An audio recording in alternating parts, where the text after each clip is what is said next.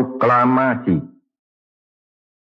Kami, bangsa Indonesia, dengan ini menyatakan kemerdekaan Indonesia. Nah, tadi itu sedikit cuplikan dari pembacaan teks proklamasi oleh Bung Karno. Menarik kan? Kira-kira kalian penasaran nggak tentang bagaimana negara Indonesia bisa menjadi negara demokrasi yang kita tahu sekarang? Mari telusuri.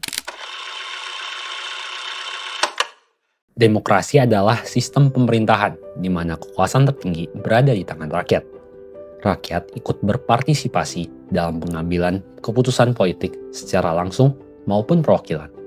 Selain itu, demokrasi juga menekankan kesetaraan hak dan kewajiban, serta perlakuan yang adil bagi semua warga negara.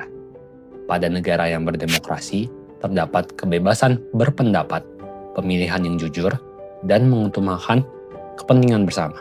Setelah berbagai kritik terhadap sistem federal dalam Konstitusi RIS 1949, muncul aspirasi yang kuat untuk kembali ke bentuk negara kesatuan yang lebih sesuai dengan cita-cita kemerdekaan Indonesia. Pada tanggal 19 Mei 1950, Republik Indonesia Serikat dan Republik Indonesia menandatangani Piagam Persetujuan yang menjadi dasar pembentukan negara kesatuan, mencerminkan kesepakatan politik untuk kembali ke bentuk negara kesatuan dan menyatukan kembali wilayah yang sempat terpecah dalam bentuk Federasi RIS. UUDes dirancangan sebagai landasan hukum sementara sebelum terbentuknya konstitusi permanen oleh Dewan. Sistem pemerintahan yang diatur dalam UUDS 1950 mengadopsi sistem parlementer yang memberikan peran besar dalam parlemen dan Perdana Menteri dalam menjalankan pemerintahan. Sistem parlementer dalam UUDS 1950 memungkinkan berbagai partai politik berperan aktif, namun juga menyebabkan ketidakstabilan karena sering terjadi pergantian kabinet. UUDS 1950 diganti melalui Dekret Presiden 5 Juli 1999 karena kegagalan konstituante dalam membentuk UUDE baru, yang dipicu oleh ketidakstabilan politik akibat seringnya pergantian kabinet serta ketidaksepakatan dalam konstituante itu sendiri.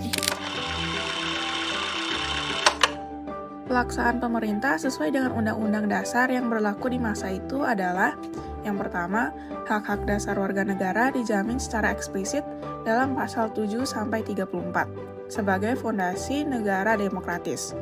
Yang kedua, pembagian kekuasaan antara eksekutif, legislatif, dan yudikatif dijalankan secara tegas dari pasal 44. Yang ketiga, presiden sebagai kepala negara, tetapi kekuasaan eksekutif dijalankan oleh Perdana Menteri dan Kabinet, mencerminkan sistem parlementer dari pasal 45 sampai 55. Dan yang keempat, Dewan Perwakilan Rakyat memiliki hak legislasi, hak interpelasi, dan hak angket dari pasal 56 sampai 77. Mencerminkan pengawasan terhadap pemerintah oleh wakil rakyat.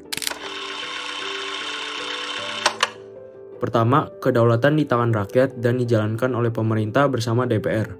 Kedua, presiden hanya kepala negara, sedangkan kekuasaan pemerintah dijalankan oleh Perdana Menteri dan kabinet yang bertanggung jawab kepada DPR, bukan kepada presiden. Ketiga, sistem multipartai berkembang, sehingga kabinet sering jatuh bangun karena kehilangan dukungan mayoritas di DPR. Keempat, DPR memiliki hak interpelasi, hak angket, dan hak menyatakan pendapat untuk mengawasi pemerintah. Kelima, pemilu dirancang sebagai bentuk pelaksanaan kedaulatan rakyat. Tetapi yang sempat terlaksana adalah pemilu 1955, pemilu pertama di Indonesia untuk memilih DPR dan konstituan. Sejak reformasi 1999, Indonesia berhasil membuka pintu demokrasi dengan pemilu langsung, kebebasan pers, dan partisipasi rakyat yang lebih luas. Namun perjalanan ini tidak mudah karena banyak tantangan nyata yang masih terjadi hingga kini. Korupsi masih merajalela seperti dalam kasus IKTP dan Bansos COVID-19 yang menurunkan kepercayaan masyarakat terhadap pemerintah. Politik uang dan dinasti politik di berbagai daerah juga merusak keadilan demokrasi, membuat rakyat merasa suaranya tidak lagi murni dan tidak berarti. Penyebaran hoaks dan ujaran kebencian di media sosial semakin memperparah polarisasi masyarakat, terutama saat pemilu 2019 yang menimbulkan perpecahan di tengah warga. Ketimpangan ekonomi pun masih terasa, di mana pembangunan lebih berpusat di kota besar dan di daerah tertinggal makin tertinggal. Sementara penegakan hukum sering dianggap tidak adil, tajam ke bawah tapi tumpul ke atas, sehingga rakyat kecil sulit mendapatkan keadilan. Meski begitu, semangat reformasi tetap hidup lewat peran KPK, mahasiswa dan masyarakat sipil yang terus berjuang agar demokrasi Indonesia menjadi lebih bersih, adil, dan berpihak kepada rakyat. Demokrasi yang diharapkan adalah demokrasi Indonesia tidak hanya berjalan secara formal tetapi juga diwujudkan secara nyata dalam kehidupan berbangsa dan bernegara. Salah satu wujudnya adalah penyelenggaraan pemilihan umum yang bebas, rahasia, jujur, dan adil. Kebebasan berbicara dan berkumpul, serta menyalurkan aspirasi terkait kebijakan publik. Dalam praktik demokrasi, berbagai tantangan dapat muncul.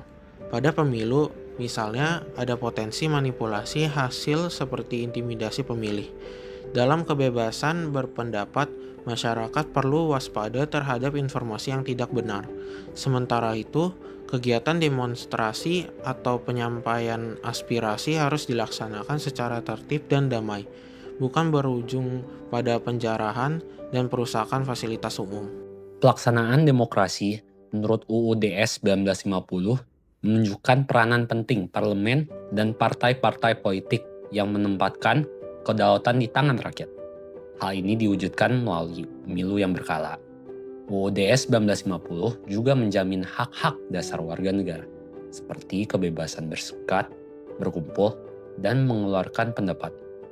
Penyalahgunaan kekuasaan dapat dicegah melalui mekanisme politik dan hukum yang diatur dalam UUD 1950. Meskipun bersifat sementara, UUD 1950 mencerminkan upaya bangsa Indonesia untuk menyusun sistem pemerintahan yang demokratis, stabil, dan sesuai dengan cita-cita kemerdekaan.